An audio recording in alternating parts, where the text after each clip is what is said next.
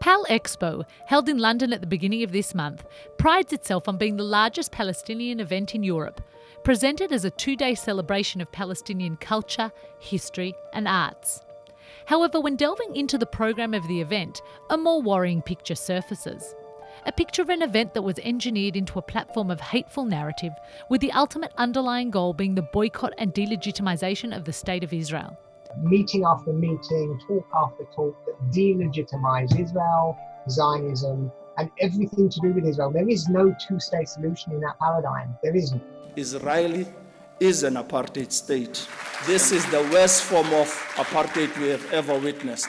They insist on Israel's right to remain a Jewish racist state.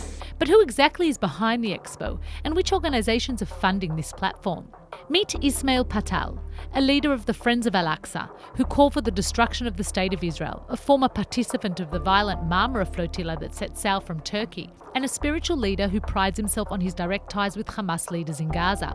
Birawi, who immigrated to London, is active in several pro-BDS organisations who engage in fundraising for Hamas. The sponsors of the Expo are all known organisations that deny Israel's right to exist as a Jewish state and actively promote this agenda. To be honest with you, I don't really see a two-state solution is going to happen. And I think now we should be thinking about a one single state. One democratic state in the land between the sea and the river. Now that's not a one-state solution with Israel as sovereign. That is a one-state solution where Arabs are the majority and Jews are a minority in that region. So they're not calling for Israel, they're calling for Palestine when they advocate for this one-state solution. If you look at any of the maps that they use, there's no Israel, there's no pre-67 borders. They're calling for all of Israel to be obliterated from the river to the sea. The anti-Israel mantra was at the stem of every panel. Claims that Zionists are Nazis, the idealisation of Palestinian martyrs, individuals who have died committing acts of terrorism as the Mandelas of the Palestinian people, Israel is a racist apartheid regime, and perhaps the most chilling, the State of Israel has no right to exist at all, were all common phrases against the backdrop of a supportive crowd.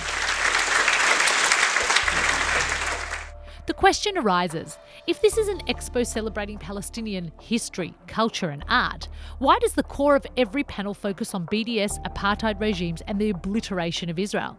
These terror-related organisations disguising their activity within civil society organisations is no surprise.